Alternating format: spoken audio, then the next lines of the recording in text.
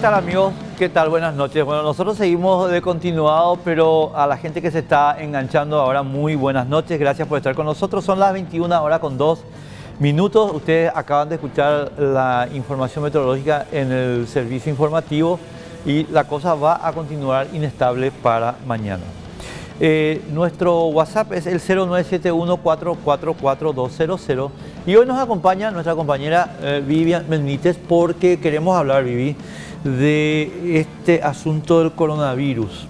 Queremos entrar con más detalles sobre qué es lo que está pasando en el mundo y nada, contanos un poquito. Sí, ¿qué tal, Enrique? Un saludo cordial a toda la teleaudiencia. Preocupante realmente lo que está ocurriendo en todas partes del mundo. Ya podemos decir que este virus se trata de una neumonía muy virulenta, mortal.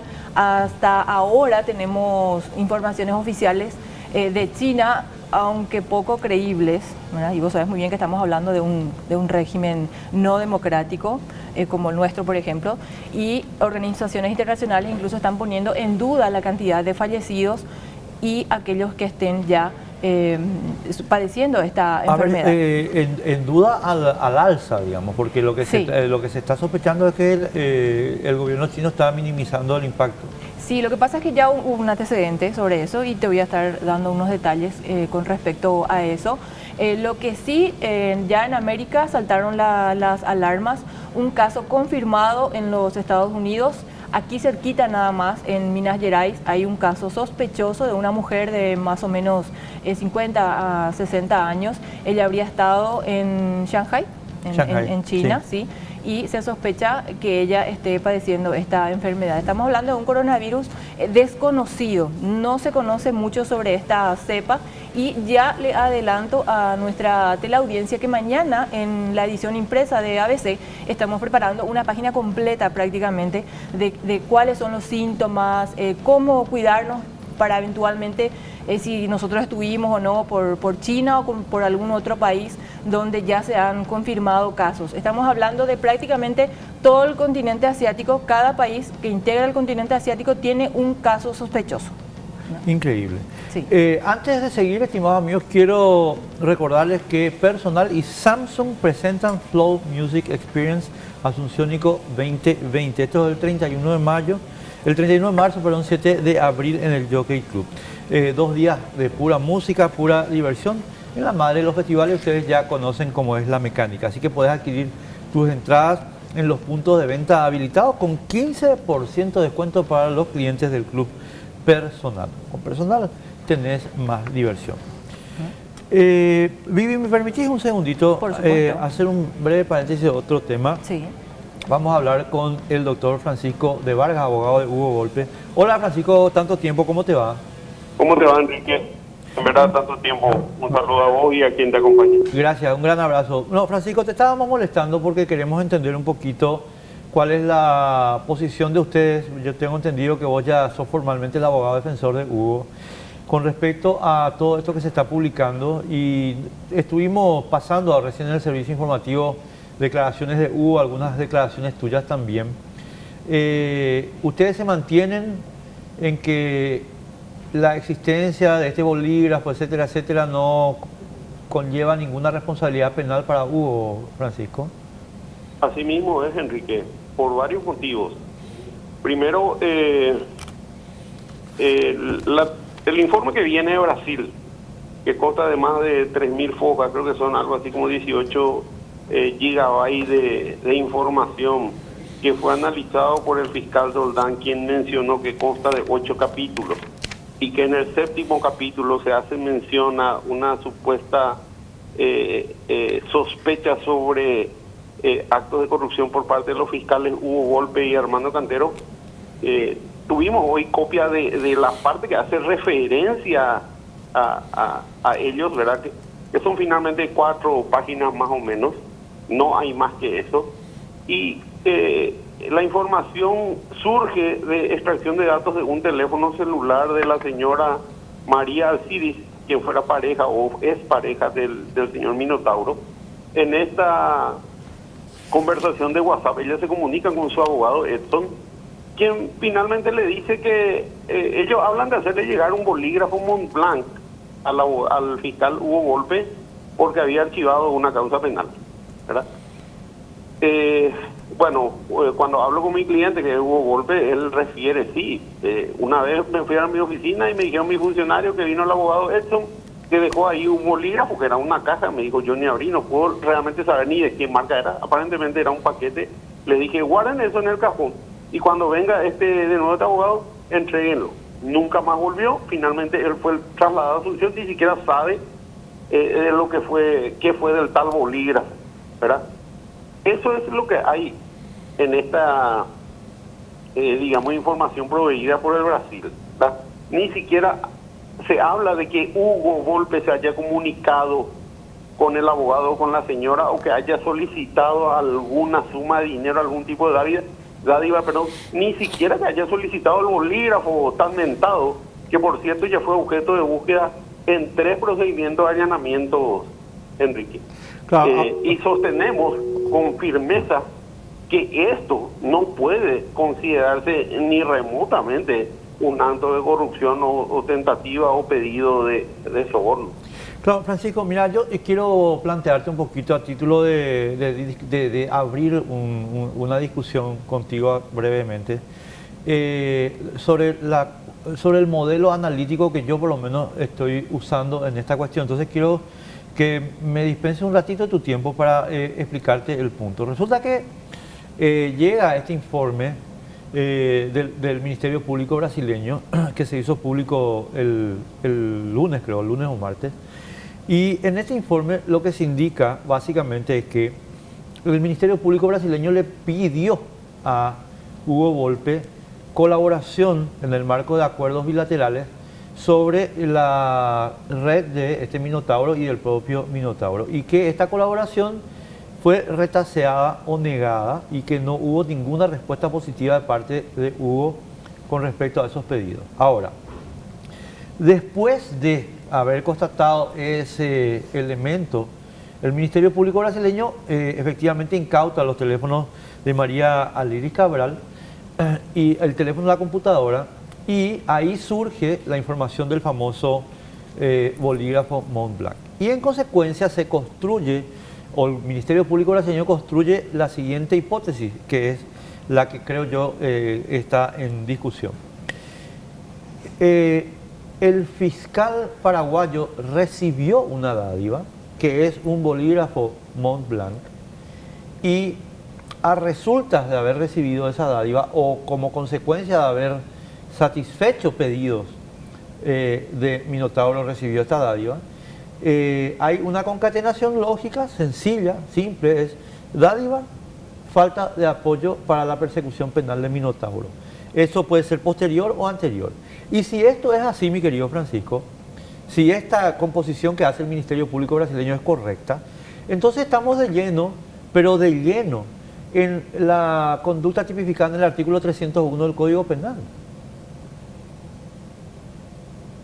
Decime, Enrique, para entender un poco la construcción de hechos que haces. Sí. Entonces, estaríamos ante una situación en la cual Hugo Volpe había retaseado información relevante con respecto a la persecución penal que ejercía el Paraguay con respecto a Minotauro y su organización a cambio de un bolígrafo. No. Yo no estoy diciendo eso. Lo que estoy diciendo es que el bolígrafo formaría parte de un esquema de favores que explicaría... ¿Y cuáles serían los otros favores, de los cuales, por cierto, ni se hace mención? No, Francisco, espera, vamos a hacer una pequeña aclaración. Yo quiero hacer una pequeña aclaración para la gente que nos está viendo, porque no quiero que malinterpreten lo que estoy diciendo. Yo solo tengo lo publicado, ningún otro elemento. Por tanto, si vos me decís... Yo tengo lo que hay en la carpeta fiscal. Claro, por eso te digo, si vos me decís qué otro elemento hay, yo no sé, porque eso es lo que está publicado. Lo que digo es... Te voy a explicar en sencillas palabras por qué otro elemento no hay, Enrique. Con mucho gusto. Porque en el pedido de allanamiento y en los mandamientos solo se menciona un bolígrafo. Correcto. Ahora, la pregunta es, ¿estamos o no ante un retaseo de información de parte de Hugo con respecto a petitorios brasileños? Porque lo que dice el fiscal, creo que es de Ponta Porá, no me quiero comprometer porque te estoy hablando de memoria, nosotros le solicitamos a Hugo Volpe en el marco de los acuerdos que nos brinde ayuda, que nos brinde apoyo sobre la persecución penal a ese sujeto, y nos dejó en visto, no nos respondió nunca. Y lo que dice Hugo Volpe con respecto a eso, y lo digo porque lo ha hecho público a través de sus declaraciones, es que él contaba con escaso personal, solamente 2 asistentes fiscales, de las cuales luego una pidió 6 meses de permiso por maternidad, con lo que él solicitó en varias oportunidades a la Dirección de Talento Humano del Ministerio Público Personal, inclusive directamente a la Fiscal General del Estado, que le dé personal suficiente, porque él tenía 2 unidades fiscales a su cargo, lo cual jamás le fue proveído, y esto inclusive, me dice Hugo Volpe, la doctora Sandra Quiñones lo aceptó en esa reunión que hemos tenido. Claro, pero ahí pasa algo, Francisco, que es lo siguiente. Yo no tengo absolutamente ninguna razón para discutir este elemento que vos estás agregando, que me parece totalmente verosímil, y dada la conducta de Sandra Quiñones, yo creo que es verdad. Ahora, hay una segunda parte en esta composición que estamos haciendo, y es la remisión de información pura y simple, que no requiere, a mi juicio, más que el acto de voluntad del fiscal de contestar las llamadas o eventualmente los WhatsApp o los correos que se le están enviando. Los pedidos generalmente se hacen vía correo electrónico, sí, o por notas a través de la Dirección de Asuntos Internacionales, ¿verdad? Y los pedidos tienen que ver muchas veces con la utilización de archivos digitales, y me refiero a esto porque Hugo Volpe en uno de sus relatos menciona: en una oportunidad el Brasil nos envió 2 pendrive que contenían la información o los pedidos de informes requeridos, los cuales uno no hemos podido abrir, ni siquiera con ayuda de la asistencia de la Dirección de Informática de la Fiscalía. Por lo que refiere él, inconvenientes técnicos. Y en todas las otras declaraciones le he escuchado decir: no solo me he atrasado por falta de personal y exceso de trabajo ante los pedidos de Brasil, sino también ante los de Estados Unidos y Argentina. Entiendo. Lo que ocurre nomás es, yo te quiero contar lo que nos dijo Manuel Doldán en ABC Cardinal ayer. Efectivamente, esto que está señalando lo certificó como procedimiento habitual de comunicación entre los ministerios públicos de los diversos países. Y él dio detalles sobre efectivamente qué cuentas de correo se usan y compañías, o qué tipo de cuentas de correo se usan. Y vos sabés, Enrique, yo ese procedimiento lo conozco bien también por haber sido fiscal por más de 10 años. Sí, señor, estoy claro. Acuérdate que estamos hablando para la gente que nos está escuchando, Francisco. Yo no estoy dudando, no, tu expertise, vos sabés, la más alta estima y respeto. No, para la gente que nos está escuchando. Entonces, hay unos medios de correo electrónico que usan entre los ministerios públicos de los países. Ahora, la cuestión es simple. Yo no voy a descartar que Hugo se haya encontrado eventualmente con la imposibilidad de abrir un pendrive que se le remite con pedido de ayuda, pero eso no disculpa, Francisco, a mi modo de ver, la falta de respuesta, incluso para decir: será, no se me abre el correo, y eso no hay. Pero hasta donde yo sé, Enrique, y tal vez eso tiene que ser también objeto de aclaración, no hubo falta de respuesta, sino retraso en la respuesta. Bueno, hasta donde yo conozco el tema, y vuelvo a reiterar, porque yo quiero que se sepa bien cuál es el límite con el que yo trabajo, Francisco. Y yo te quiero también informar, porque obviamente vos no podés saberlo, nosotros hemos accedido hoy a copia de la carpeta fiscal que consta de 22 hojas. Sí. Y a lo único que se hace mención en la porción extraída de este informe de Brasil es al tema del bolígrafo. No, yo no discuto eso, Francisco. Lo que pasa es que el tema del bolígrafo en la documentación brasileña está referenciada a una gestión de Hugo. Está referenciada a un procedimiento, a una resolución de archivamiento de una causa fiscal, que Hugo no niega haber realizado. Es más, dice: yo realicé ese archivo con anuencia y conocimiento de mi colega coadyuvante Alicia Saprissa y de mi superior, el fiscal Marco Alcaraz. Yo tampoco estoy descartando ninguna cuestión de funcionamiento jerárquico del Ministerio Público.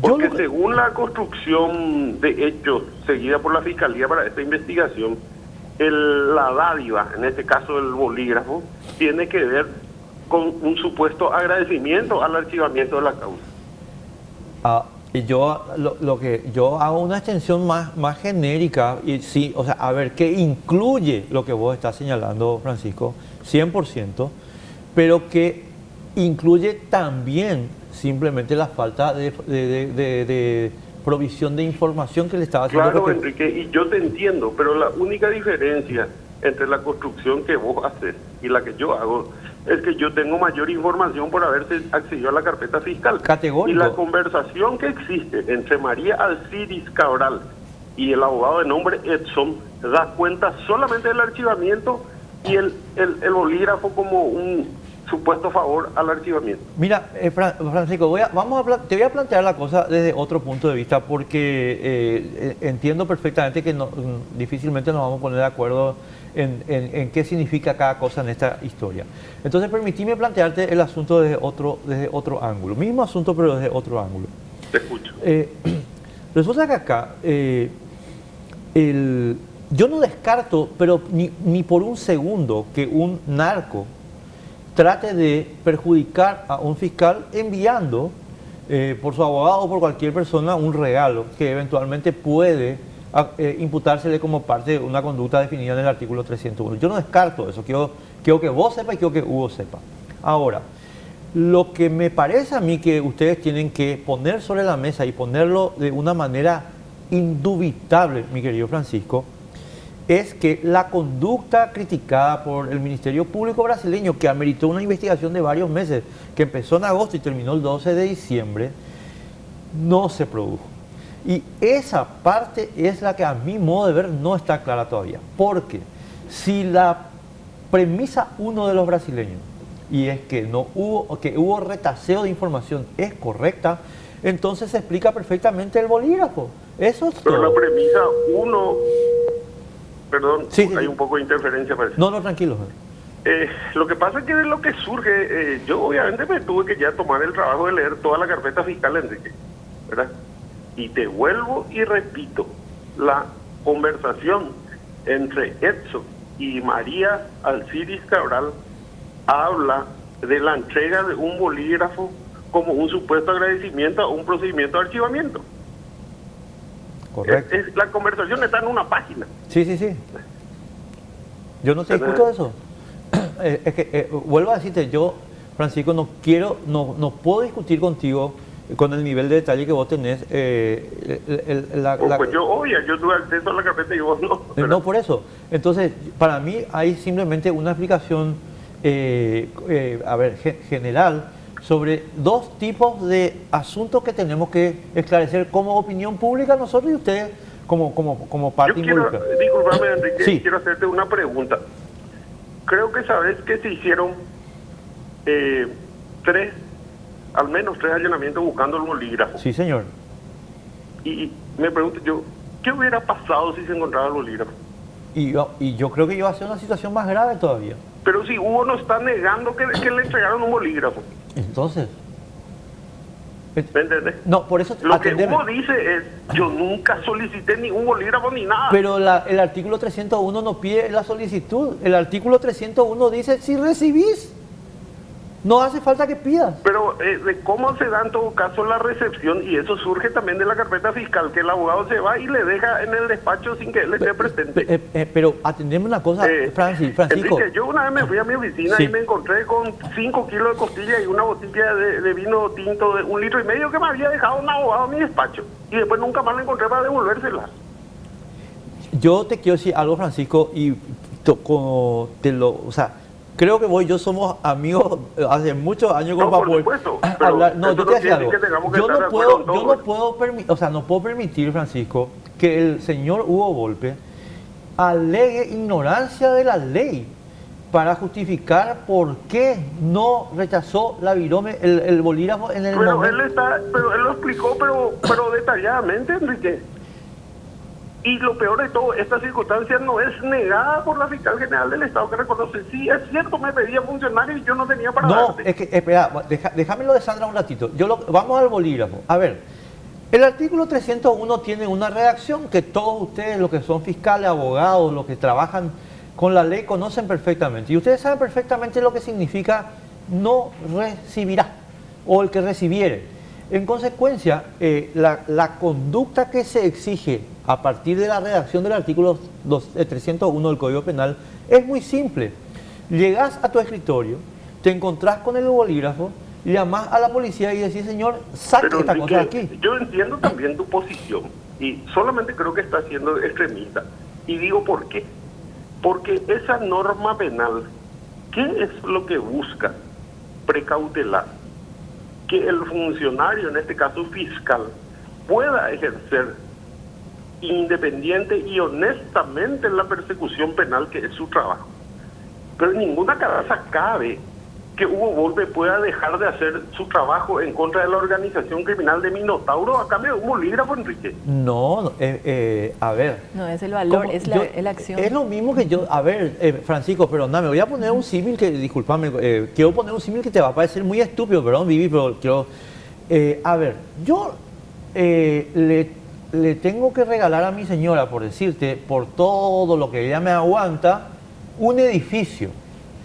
Y eso está en el expediente, que le tengo que regalar un edificio porque ella me aguanta una cantidad de cosas que, bueno. Pero yo le regalo un aro, un par de aros. El par de aros es todo lo que le debo, ni ahí. Es simplemente un gesto afectivo Pero diciéndole... ahí pues vos estás hablando de una cuestión sentimental. Me parece, disculpame, Enrique, No. tu ejemplo demasiado equivocado. No, pero a lo que acá no- hablamos de persecución penal. y No, pero estamos narcotráfico. hablando de...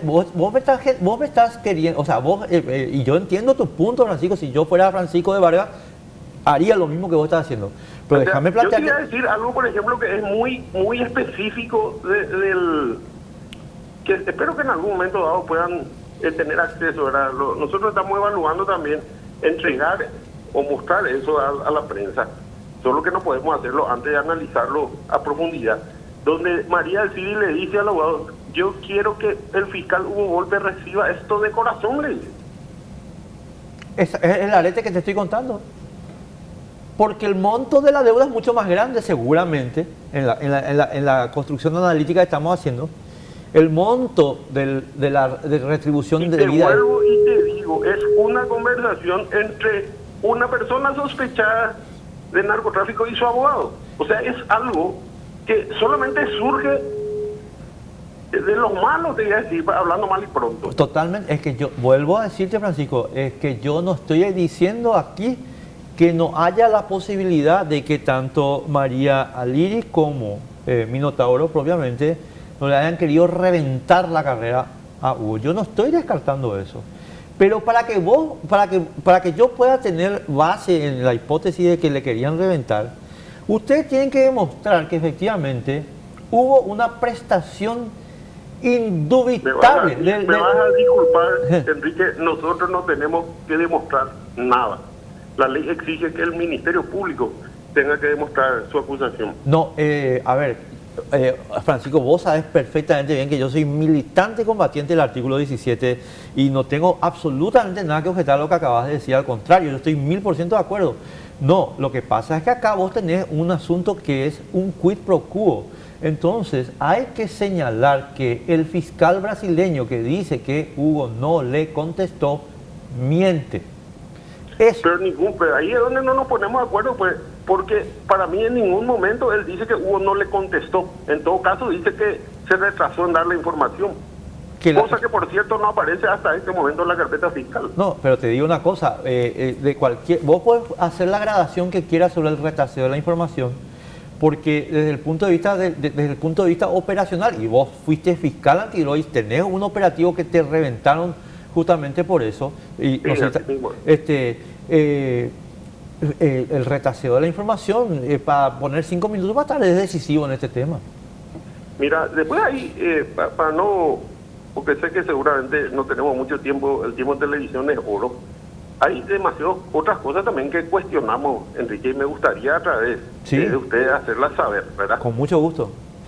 Creo que es algo que lo sabes muy bien porque ya lo mencionaste, cómo es que se hace coincidir esta exposición pública de la supuesta denuncia contra Hugo justo el día de la mañana de la fuga de 75 presos, cuando la información se tenía ya, y te digo, no desde el 7, sino desde el 3 de enero. 3 de enero. Sí. Ajá. O sea, ¿qué pasa que justo esa mañana tiene que explotar esta cuestión? Y yo te pido esta reflexión.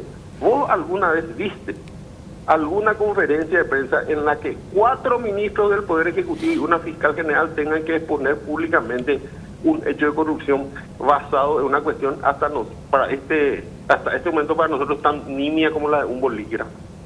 Yo tengo al respecto una composición, pero que no es favorable a Sandra Quiñones. Francisco, vos sabés que yo estoy... Y me gustaría escucharla con mucho porque gusto. tal vez coincidimos, ¿verdad? Yo creo que la señora Sandra Quiñones estuvo también retraseando la información. Acá hay un lapso de 13 días entre la llegada de la documentación y la publicación de la documentación que la señora Sandra Quiñones no fue capaz de explicar. Y nosotros Y estamos... por si fuera poco, yo no sé si vos conocés las declaraciones del fiscal Manuel Roldán, donde realmente, en palabras más, palabras menos, dice que lo que hay no es concluyente para acusar a una persona de corrupción pública. Sí, conozco, habló con nosotros Manuel hoy largamente. El punto... Y entonces eso obviamente a nosotros nos hace dudar y en consecuencia nos da los argumentos necesarios para cuestionar esta contradicción en el actuar del Ministerio Público. Claro, es que yo creo que el Ministerio Público, Francisco, a mí no me vas a arrancar nada bueno de Sandra Quiñones, no sé cómo te explico. Pero no estoy luego pretendiendo eso, ¿verdad? ¿Entendés? O sea, yo creo que Sandra Quiñones tiene que explicar acá un plazo de 13 días durante los cuales esta información estuvo guardada. Mira, yo tengo otra teoría al respecto, Enrique, y es solamente una teoría. Quiero ser bien específico en este tema. Yo creo que esa mañana en la que ocurre explota la bomba de la fuga, alguna cabeza tenía que rodar. Y todos ya sabemos cuál fue. Y que era lo más sencillo de hacer, ¿verdad? Lo cual me confirma a mí que esta información la tenían cajoneada. Si tu hipótesis es verdadera, se confirma, digamos, por otro lado, lo mismo que te estoy diciendo. Lo único que ocurre ahora es que se anunció con bombos y platillos la apertura de una investigación sobre un fiscal, un ex fiscal, que se embanderó en la lucha contra el crimen organizado y el narcotráfico, que fue el fiscal estrella durante bastante tiempo, y ahora resulta que lo único que hay, o lo único que se busca, es un bolígrafo para comprobar el supuesto soborno, ¿verdad? Sí, sí. Francisco, sí se nos fue el tiempo, así que te agradezco mucho esta gentileza, la amabilidad que tenés de habernos acompañado todos estos minutos. Simplemente muchas gracias y nada, te cuento que vamos a tener que seguir hablando seguramente en el curso de los días siguientes, ¿verdad? Y seguramente que sí, ya he descansado bastante tiempo. Sí, ya, es hora que vuelvas. Un abrazo, Francisco, gracias. Dale, Enrique. Chao, chao. Francisco de Vargas, abogado de Hugo Boll. Sí, y te voy a coincidir contigo, Enrique, que no podemos hablar de nimiedades. Estamos diciendo qué es lo que es un bolígrafo, qué es lo que es una lapicera, ¿no? Es que no es el valor. Esa lapicera puede costar ¿cuánto? $15, No, $20, no, 150. $900. Ponele 1.000 también, Sí. ¿verdad? Pero el asunto es que eso llevó a un efecto, ¿verdad? A un presunto efecto. Claro. Y ahí está el problema, la consecuencia de eso nomás, no es el valor, no es picola tanto bolígrafo tengo, no es el bolígrafo el problema ahí. No, el problema está en si hubo o no hubo comunicación de Hugo Volpe a la Fiscalía brasileña en el tiempo requerido por la investigación brasileña sobre el Minotauro para lograr efectos decisivos en esa investigación. Sí. Esa es la cuestión. Y termino nomás la idea, Vivi. Y si Francisco y Hugo no pueden solventar esas dudas, pues entonces tenemos un problema. Así nomás. Sí, desde el momento que, de hecho, respetando que él es el abogado defensor, obviamente, ¿verdad? Y estar cumpliendo su papel, ¿verdad? Ante la duda, pues se supone que se debe apartar a la persona, ¿verdad? Porque estamos hablando de un fiscal. Claro, de un ex fiscal. Respetando también la presunción de inocencia, obviamente, pero estamos hablando de una institución fundamental dentro de la piedra de lo que es la Constitución y la democracia de un país también, ¿verdad? Y la justicia social. Categórico. Ahora, y termino con esto y nos vamos a la pausa. Yo no descarto, estimados amigos, lo que dice Francisco de Vargas. No, Sandra obvio. Quiñones, empleada de Cartes, se guardó 13 días estos papeles. Y sacó los papeles cuando quedó en evidencia que algo enorme estaba apareciendo, que era la fuga. Queriendo desviar el tema nomás. Vos lo escuchaste a Francisco. Yo no, una yo teoría. espero, Sandra, lo peor yo espero de vos. Lo peor. A mí me pueden venir a contar lo peor que yo voy a creer. Así que al cohete te pones de revuelto. Pausa.